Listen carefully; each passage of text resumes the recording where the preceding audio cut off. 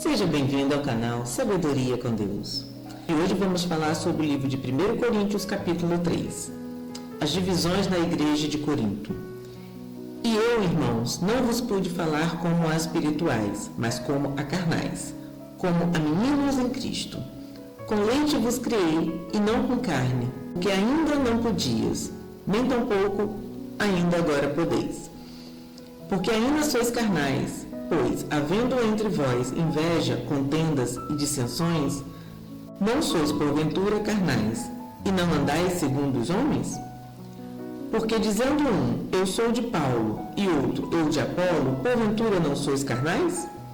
Pois quem é Paulo, e quem é Apolo, senão ministros pelos quais crestes, e conforme o que o Senhor deu a cada um? Eu plantei, Apolo regou, mas Deus deu o crescimento. Por isso, nem o que planta é alguma coisa, nem o que rega, mas Deus que dá o crescimento. Ora, o que planta e o que rega são um, mas cada um receberá o seu galardão segundo o seu trabalho. Porque nós somos cooperadores de Deus. Vós sois lavoura de Deus e edifício de Deus. Segundo a graça de Deus que me foi dada, pois eu, como sábio arquiteto, o fundamento e outro edifica sobre ele.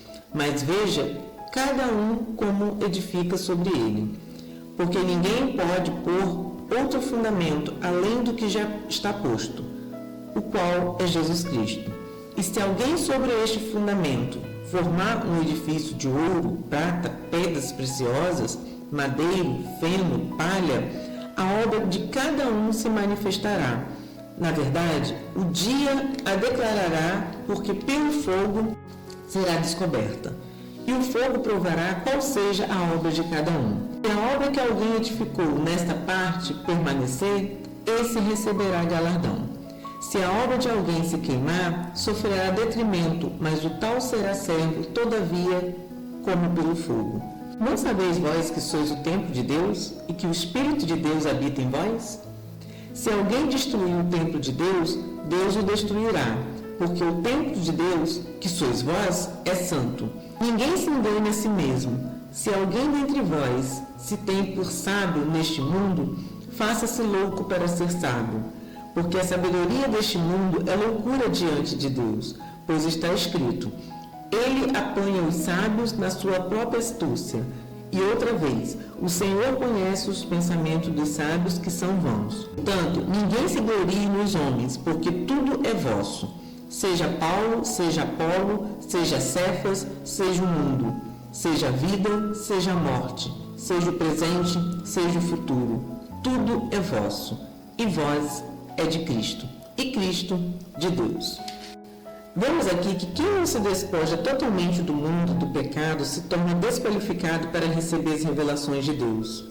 Vale lembrar que uma pessoa só é considerada espiritual aos olhos de Deus quando não tem um relacionamento com Ele. Diante disso, ela não apenas aceita a mensagem da cruz, como também exercita a fé e a obediência à sua palavra.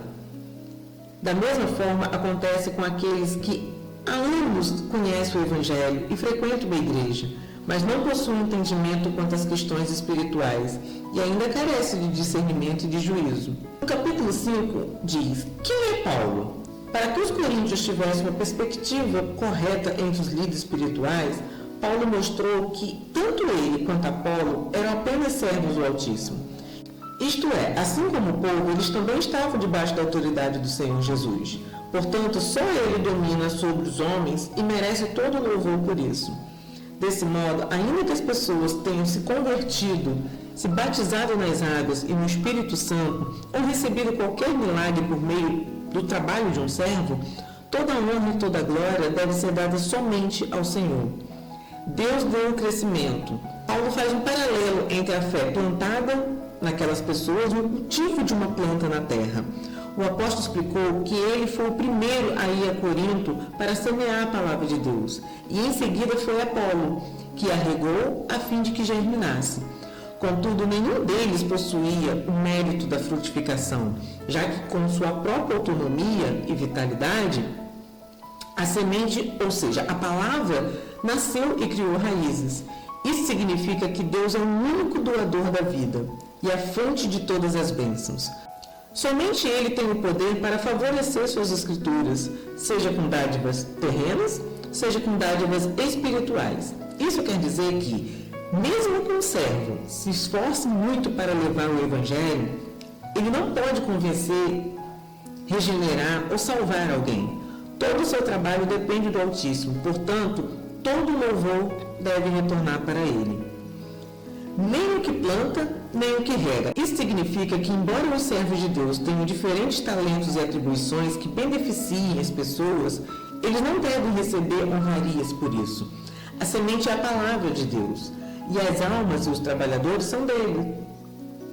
Desse modo, toda a glória, por direito, pertence ao Todo-Poderoso. Ao dizer que nem o que planta é alguma coisa, nem o que rega, Paulo não deprecia nem a si nem aos outros servos, mas instrui a todos para terem consciência da sua própria condição diante do Altíssimo.